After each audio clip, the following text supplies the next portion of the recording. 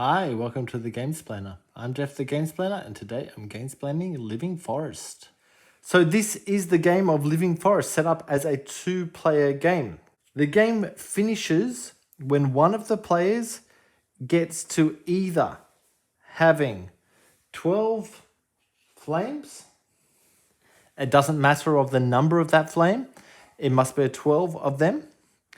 12 trees in their forest, or 12 points, which look like that. And the 12 points would need to be showing on the cards that came up. This tree is the first player marker. The way that a round plays is everyone at the same time starts dealing out of their deck into a line up. You'll notice that these two cards have that symbol at the top of them. If there are 2 of those cards in your lineup, you can do 2 of the elements.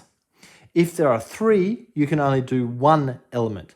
There are 5 of those cards in your deck to start with. So once you have 2, you're then really playing a game of chicken to hope that you don't pull out a third one.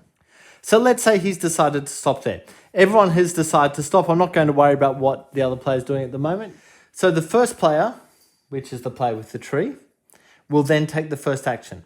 What the actions are is the sun is talking about how many points worth of cards you can take. The water is talking about how many points worth of fire you can put out. The trees are talking about how many points worth of trees you are able to take. And there is one other symbol, let's say this guy came out, which is talking about how far around this board you can go. And I'll talk about that board in a moment. So at the moment, he has 3 trees worth, which means he could take either of these 2 trees down the edge. Notice there's a number in the top right corner. So he needed to have 3 on that tree number in order to be able to take this tree. Anything with a higher number, so it goes up to 11, you can't touch. But this one he can take. So if he chooses to take this one, he places it onto his forest. It needs to be orthogonally adjacent to the one that's already there. So let's say, for example, he chose to leave it there. What that means is that he now has a sun value of 3. So he can now use these 2 and that 1 to be able to get up to a number 3 on these cards. Now there is only a number 2 there in the top corner. If he had a sun value of 5, he'd be able to choose from any of these guys.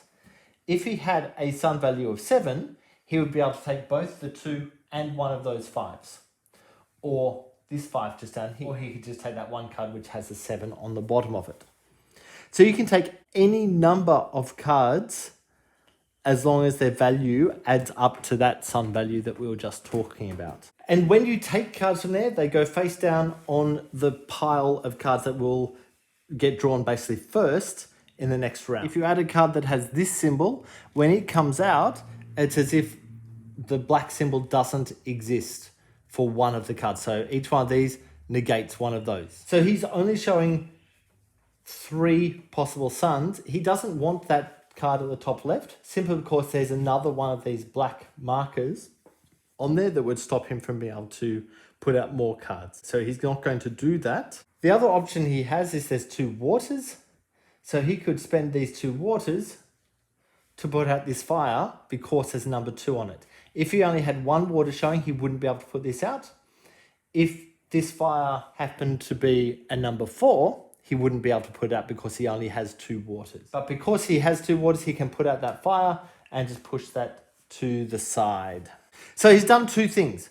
We move on. The other thing, just so you're aware, the other thing he could have done is this, which would allow him to move his marker forward 1 on this circle board. And what that gets him is one of these crosses. So I'll do that for the moment just to show you what's going on with that. If he moved to here, he would be able to do that sun action on top of any actions he's done on his cards. So if he'd already done the sun action and then chose to move this and actually had 2 of those moving to there, he would then be able to do the sun action again, which would be 1, 2, 3 worth to be able to get cards from up there. This one allows him to do the water action again. And the whole purpose of this circle is if he happened to pull 4 of those in his lineup, he could go 1, 2, 3, 4. He would take this marker because that's where he is. But what he's just done is he's overtaken the other player. And that allows him to take one of these elements across to himself. So what he now has, if you're looking extraordinarily closely, is 2 fire plus this one. So he's actually got 3 fire out of the 12 that he's trying to get. Now, once that's happened, of course, if this player did a similar action, even if he only had 1 of these, he would then be able to go to there, which allows him to do the sun action, but allows him to take a element back because he has passed another player. So it's really a matter of trying to get as many circuits of that as you can and get away from the other player so you don't lose the markers at the same time as trying to take them from other people. Once everyone has, in turn, actioned their cards, so with 1 or 2 of the actions, once everyone has actioned these cards, you then look to see what the number on any fire that's up here is. So let's say he managed to pull that one in, but there's still a 4 fire up there. He only has the ability to put out a 2 fire. If he had filled in trees on those 2, that would give him another 1, but that's still only 3. So with the ability to put out 2 fire, and there's 4 there, what that now means is he would take in 2 of these cards. So it's that minus how many he can put out. So the difference is 2, he takes 2 of these cards. And those cards get added to the discard pile, which goes just there. So what's going to happen when they come round, you'll notice they have this marking on the top. When they come out, if you happen to have one of these crosses, you can play it on there, which now returns that cross and allows you to get rid of that card. But he'll still have another card in his deck when they come out, not straight away. The other way you can use those crosses is to put over the top of this card, but when that happens, it just means that that hasn't happened, but the card stays in your stack. It doesn't discard the card from the pile entirely. When the round finishes as well, let's say, for example, someone had taken that card. What now happens is one of these number 2s for each card that's been taken out gets added to the forest. So if someone's taken this card out, that would add the number 4 to the forest. And suddenly there's quite a big blaze there to try and knock out.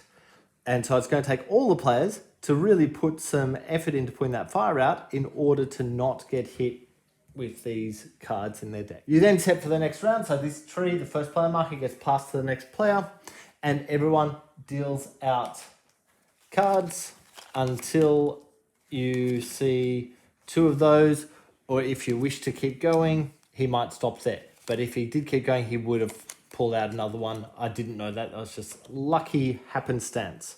And then do the same thing again.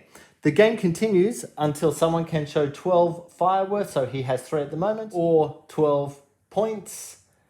He has none at the moment. 2 of them are in that stack, or 12 tiles on here, remembering that this adds up to another one as well. So you need 11 up on the top area. If more than one animal or player manages to hit the 12 points at the same time, or in the same round, should I say, then you add up all of the points that you have amongst all 3 of the elements, and whoever has the highest value wins.